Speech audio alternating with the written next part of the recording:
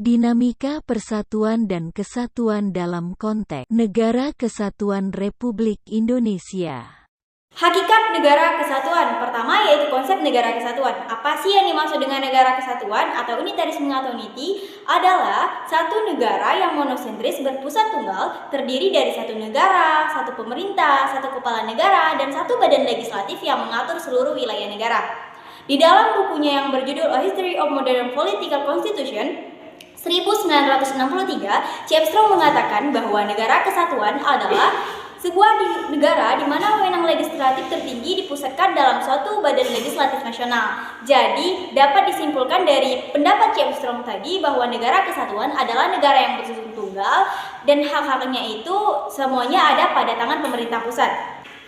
Negara kesatuan ini memiliki dua sistem. Pertama, sistem sentralisasi dan desentralisasi. Apa sih yang dimaksud dengan sistem sentralisasi dan desentralisasi? Yang pertama yaitu sistem sentralisasi. Sistem sentralisasi adalah sistem di mana seluruh hal diatur oleh pemerintah pusat dan pemerintah daerah hanya menjalankannya saja.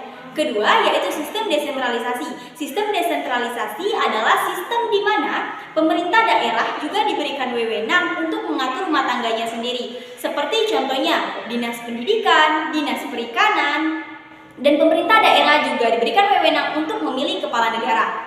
Dua, yaitu karakteristik dari Negara Kesatuan Republik Indonesia. Yang pertama yaitu Indonesia adalah negara kesatuan sesuai dengan Undang-Undang Pasal 1 Ayat 1 yang berbunyi, negara Indonesia ialah negara kesatuan yang berbentuk republik. Tidak hanya dilihat dari segi kesatuannya saja, tetapi Indonesia juga dilihat dari segi wilayahnya sesuai dengan Undang-Undang Pasal 25A yang berbunyi, negara kesatuan Republik Indonesia adalah negara kepulauan yang berciri Nusantara dengan wilayah yang batas-batas dan hak-haknya ditetapkan oleh undang-undang. Yang pertama, persatuan dan kesatuan bangsa pada masa revolusi kemerdekaan dari tanggal 18 Agustus 1145 sampai dengan 27 Desember 1149.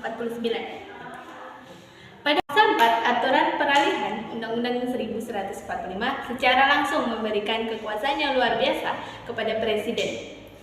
Kekuasaan pemerintahan negara dibedakan menjadi dua, yaitu kekuasaan pemerintah eksekutif yang meliputi presiden dan kekuasaan legislatif yang meliputi menjalankan tugas DPR dan MPR serta menjalankan tugas DPA. PPKI dalam Undang-Undang Dasar 1945 mencantumkan dua ayat aturan tambahan yang menegaskan bahwa yang pertama, dalam 6 bulan sesudah berakhirnya peperangan Asia Timur Raya, Presiden Indonesia mengatur dan menyelenggarakan segala hal yang ditetapkan dalam Undang-Undang Dasar ini. Yang kedua, dalam 6 bulan setelah Majelis Permusyawaratan dibentuk, majelis itu bersidang untuk menetapkan Undang-Undang Dasar. Pasal 4 Aturan Peralihan UUD 1145 dijadikan dalih oleh Belanda untuk menuduh bangsa Indonesia sebagai bangsa diktator karena kekuasaan negaranya terpusat kepada presiden. Untuk melawan propaganda pada dunia internasional, maka pemerintah Republik Indonesia mengeluarkan 3 buah maklumat. Yang pertama, Maklumat Wakil Presiden nomor X tanggal 16 Oktober 1145 yang menghentikan kekuasaan luar biasa oleh Presiden sebelum waktunya berakhir, yang seharusnya berlaku selama 6 bulan.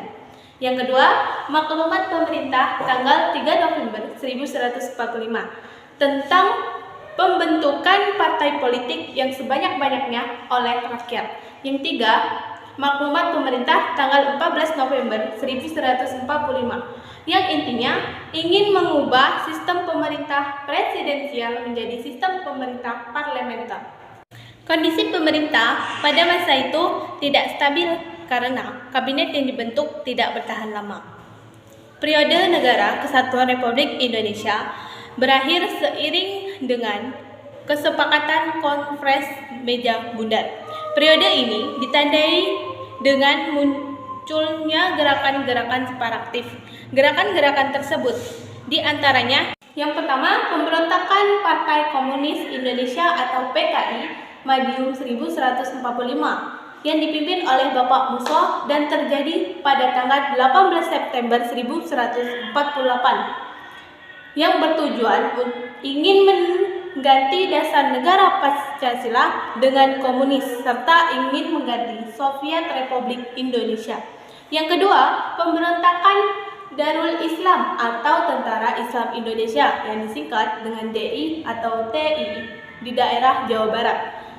Pemberontakan ini dipimpin oleh Bapak Sekar Madji Marijan atau yang disingkat dengan SM Kartosuwiryo yang memiliki cita-cita untuk mendirikan negara Islam Indonesia. Persatuan dan Kesatuan Bangsa pada masa Republik Indonesia Serikat 27 Desember 1949 sampai dengan 17 Agustus 1950. Federalisme pernah diterapkan di Indonesia dalam rentan waktu 27 Desember 1949 sampai dengan 17 Agustus 1950. Pada masa ini yang dijadikan sebagai pegangan adalah Konstitusi Republik Indonesia Serikat tahun 1949. Berdasarkan konstitusi tersebut, bentuk negara kita adalah Republik Serikat atau federasi yang dibagi menjadi 15 negara bagian. Bentuk pemerintahan yang berlaku pada periode ini adalah republik. Jadi republik yang diterapkan dengan berlangsungnya pemilihan Insinyur Soekarno sebagai Presiden Republik Indonesia Serikat dan Dr. Andes Muhammad Atta sebagai Perdana Menteri. Bentuk pemerintahan yang berlaku pada periode ini adalah sistem parlementer kabinet semu yang berkarakteristik sebagai pengangkatan Perdana Menteri masih dilakukan oleh Presiden, kekuasaan Perdana Menteri masih dicampur tangani oleh Presiden, pembentukan kabinet masih dilakukan oleh Presiden, pertanggungjawabkan DP kabinet masih dilakukan oleh Dewan Perwakilan Rakyat. Parlemen tidak mempunyai pengaruh besar terhadap pemerintah. Presiden RIS mempunyai kedudukan rangkap yaitu sebagai kepala negara dan sebagai kepala pemerintah. Selain Presiden dan Perdana Menteri, negara RIS juga mempunyai Senat, DPR, Mahkamah Agung dan Dewan Pengawas Keuangan. Parlemen RIS terdiri atas dua badan yaitu Senat dan DPR. Senat beranggotaan wakil negara bagian yang ditunjuk oleh pemerintah pusat. Setiap negara bagian diwakili oleh 2 orang. Pada masa Republik Indonesia Serikat ada beberapa gerakan-gerakan separatis yang terjadi di berbagai wilayah seperti Gerakan Angkatan Perang Ratu Adil yang dipimpin oleh Kapten Raymond Westerling yang bertujuan untuk mempertahankan bentuk negara federal dan mempunyai tentara negara bagian. Persatuan dan Kesatuan pada Demokrasi Liberal tanggal 17 Agustus 1950 sampai 1959. UUDS Republik Indonesia 1950 merupakan perubahan dari konstitusi RIS yang diselenggarakan sesuai dengan piagam pernyataan antara pemerintah RIS dan pemerintah Republik Indonesia tanggal 19 Mei 1950. Bentuk negara pada periode ini adalah kesatuan yang kekuasaannya dipimpin oleh pemerintah pusat. Pada tahun 1950 sampai 1959, di Indonesia terjadi 7 kali pergantian kabinet. Hasil dekret Presiden tanggal 5 Juli 1951, pembubaran konstituante 2, diberlakukannya kembali UUD 1945 dan tidak berlakunya lagi UUD 1950. 3. Pembentukan MPR dan DPR sementara. Gerakan-gerakan separatis di Indonesia terjadi di 3 daerah. 1. Daerah Sulawesi Selatan yang dipimpin oleh Kahar Bazakar. 2. Daerah Aceh yang dipimpin oleh Daud Bereu. 3. Daerah Kalimantan Selatan yang dipimpin oleh Ibnu Hajar. Pemberontakan PRRI atau Semesta terjadi di Sulawesi karena adanya hubungan yang kurang harmonis antara pemerintah pusat dan pemerintah daerah. Puncak pemberontakan ini terjadi pada tanggal 10 Februari 1958 yang menyebabkan Ketua Dewan Banteng mengeluarkan ultimatum kepada pemerintah daerah. Isi ultimatum tersebut adalah menyatakan bahwa Kabinet Juanda harus mengundurkan diri dalam waktu 5 kali 24 jam. Untuk mengatasi hal tersebut, pemerintah pusat meluncurkan aksi Septa Marga dan berhasil melumpuhkan aksi tersebut. Yang keempat, Persatuan dan Kesatuan Bangsa pada masa Orde Lama dari tanggal 5 Juli 1159 sampai dengan 11 Maret 1166. Dekret Presiden pada tanggal 5 Juli 1159 membawa kepastian kepada bangsa Indonesia. Pada masa Orde Lama ini adalah masa di mana Undang-Undang Dasar 1945 dipakai kembali dan pelaksanaan demokrasi pemimpin. Kabinet pada tanggal 9 Juli 1159 yang terdiri atas yang pertama Kabinet Inti, yang kedua Menteri-Menteri ex officio, dan yang ketiga Menteri Muda sebanyak 60 orang. Yang pertama, membubarkan DPR hasil pemilu dan menggantikannya dengan membentuk DPR gotong royong yang anggotanya diangkat dan diberhentikan oleh Presiden. Yang kedua, membentuk MPR sementara yang anggotanya diangkat dan diberhentikan oleh Presiden juga. Yang ketiga, penetapan I.S. Soekarno sebagai Presiden seumur hidup oleh MPRS. Yang keempat, membentuk SAP nasional melalui penetapan Presiden nomor 13 tahun 1159 yang menganggotanya berasal dari berbagai organisasi kemasyarakatan dan organisasi sosial politik yang ada di Indonesia. Persatuan dan Kesatuan pada masa pemerintahan Orde Baru yaitu dalam tanggal 11 Maret 1966 sampai dengan 21 Mei 1998. Masa pemerintahan Presiden Soekarno dengan demokrasi terpimpinnya jatuh pada tahun 1966. Berakhirnya masa Orde Lama yaitu digantikan Orde Baru yaitu Orde Baru yang dipimpin oleh Bapak Soeharto. Ia muncul kembali sebagai pimpinan Orde Baru yang siap untuk membangun kembali pemerintahan Indonesia dengan Undang-Undang 1945 secara murni dan konsekuen.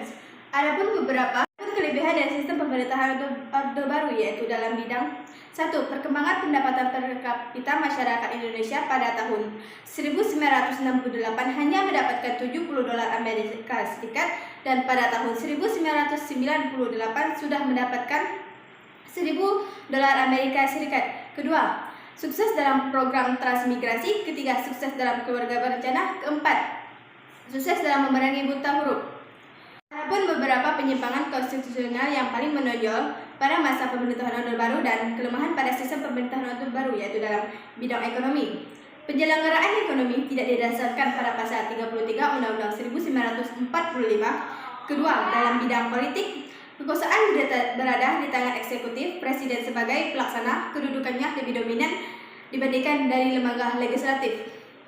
Ketiga, dalam bidang hukum, penyelenggaraan perundang-undangan untuk membatasi kekuasaan presiden yang kurang memadai sehingga terjadinya praktik KKN dalam sistem pemerintahan. Dan pada tanggal 21 Mei 1998, Bapak Soeharto mengundurkan diri dan sebagai gantinya Bapak B.J. Habibie yang pada saat itu menjabat sebagai wakil presiden. Bapak B.J. Habibie menjadi presiden RI ketiga. Masa jabatan Bapak B.J. Habibie berakhir setelah pertanggungjawabannya ditolak oleh Sidang Umum MPR pada tanggal 20 Oktober 1999. Yang keenam, Persatuan dan Kesatuan pada masa Reformasi periode 21 Mei 1998 sampai sekarang. Periode ini disebut juga era reformasi. Apa itu era reformasi? Era reformasi adalah masa perubahan dari masa sebelumnya. Gejolak politik di era reformasi ini mendorong kedaulatan rakyat untuk mewujudkan pemerintahan yang bersih dari korupsi, kolusi, dan nepotisme yang dapat menghancurkan kehidupan bangsa dan negara. Memasuki masa reformasi ini, Indonesia menciptakan pemerintahan yang demokratis. Pemerintahan yang bercirikan bahwa konstitusi berisi 1. Adapun pembatasan kekuasaan pemerintahan atau eksekutif. Kedua, jaminan atas hak asasi manusia dan hak-hak warga negara. Salah satu perubahan yang dilakukan oleh Indonesia adalah melakukan perubahan atau amandemen atas Undang-Undang Dasar 1945 dengan mengamandemen Undang-Undang Dasar 1945 menjadi lembaga konstitusi yang bersifat konstitusional. Diharapkan dari perubahan tersebut, sistem pemerintahan lebih baik dari sebelumnya. Amandemen Undang-Undang Dasar 1945 dilakukan oleh MPR sebanyak 4 kali pada tahun 1999, 2000, 2001, dan 2002. Perubahan juga terjadi pada struktur ketatanegaraan Indonesia, yaitu 1. Kedaulatan di tangan rakyat dan dilakukan menurut Undang-Undang Dasar Pasal 1 Ayat 2. Yang kedua, MPR merupakan lembaga bikameral. Apa itu lembaga bikameral? Lembaga bikameral adalah lembaga yang terbagi menjadi 2 kamar atau 2 bagian, yaitu majelis tertinggi dan majelis terendah. Contohnya Dewan Perwakilan Rakyat dan Dewan Perwakilan Daerah. Yang ketiga, Presiden dan Wakil Presiden dipilih langsung oleh rakyat, Pasal 6A Ayat 1. Yang keempat, Presiden memegang jabatan selama 5 tahun dan dapat dipilih kembali dalam jabatan yang sama untuk satu kali masa jabatan, Pasal 7. Yang kelima, pencantuman hak asasi manusia, Pasal 28A sampai 28J. Yang keenam, penghapusan DPA sebagai lembaga tinggi negara. Yang ketujuh, Presiden bukan mandataris MPR. Yang kedelapan, MPR tidak lagi menyusun GBHN. 9. Terbentuknya Mahkamah Konstitusi MK dan Komisi Yudisial KY, Pasal 24B dan 24C. Ke-10, biaya anggaran pendidikan minimal 20%, Pasal 31 Ayat 4. Ke-11, negara kesatuan tidak dapat diubah, Pasal 37 Ayat 5. Yang terakhir, penjelasan Undang-Undang Dasar 1945